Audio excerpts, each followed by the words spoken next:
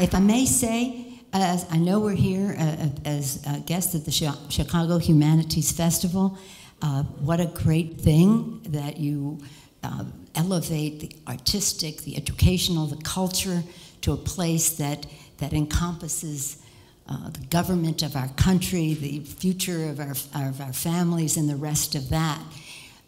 Bringing these things together is one of my favorite quotes of the poet Shelley, who once wrote that the greatest force for moral good is imagination. To have imagination, the creativity to think in new ways, to put yourself in other people's position so that you can understand how they might feel or act or respond to what you are trying to do. Honoring the humanities is something very important to the soul of our country, so that we can elevate our work to a very important place where we are talking more about values, less about that unite us, and less about some of the issues that divide us. So this link that the humanities takes, whether it's education, et cetera, the arts, cultural differences, recognizing our diversity. Because what's beautiful about America is that it is so diverse. What's beautiful is that it has a certain oneness to it. In this land of Lincoln, this great president who kept us one, we all have a responsibility to our founders, to our Lincoln who kept us together. We have a responsibility to the future that honors their vision and that honors the courage of our men and women in uniform who protect our opportunities for freedom and the aspirations of our children, where we have a tremendous responsibility to the future.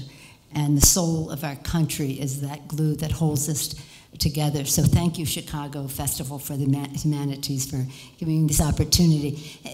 I know it sounds a little braggadocio to get up here and talk about how we think our side is the side that should prevail and that women should be the ones and the rest of that. And I will close, I honestly swear I will close by saying this. I had the privilege, I was invited to speak at the National Prayer Breakfast recently, and they said, we want you to do a reading from the Old Testament. And I said, well, my favorite reading from the Old Testament is about Solomon, but I will put it in some other lesson or something like that.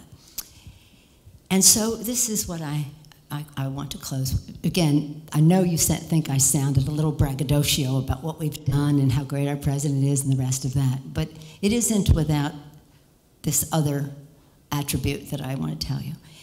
When Solomon was going to be king, King David died, and Solomon was going to be king. You all know this, but just to reference it, he prayed to God that he would give him wisdom and understanding.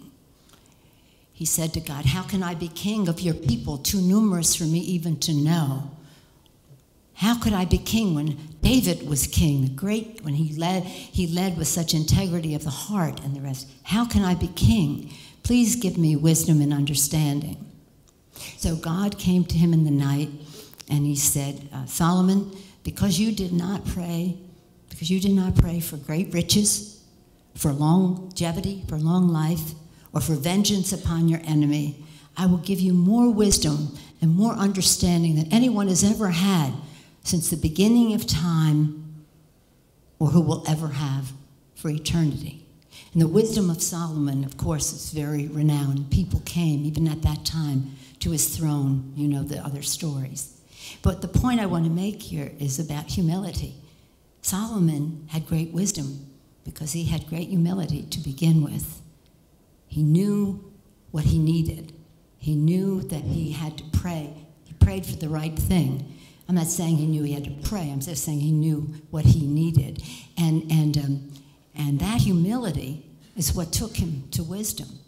So when we're talking about all these things, and I'm sounding so braggadocio and the rest of that, it isn't that I don't know that we all have to have humility, to listen, to learn from other people, to be inspired by our founders and the rest, of course, but to listen to the next generation, what they have to say, for men to listen to women as to what they may have to say, for women to listen to men, to learn from each other to use our imagination for moral good.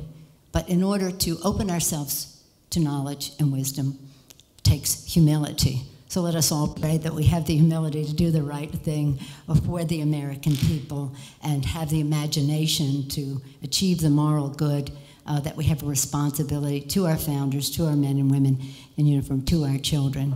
And let us all at last salute Joanne Alter for bringing us together today, for being an inspiration, for having this beautiful family, loved her so much that they wanted us all to know about her so that her name would be synonymous for something great about America. And I know that is the theme, America, of this festival.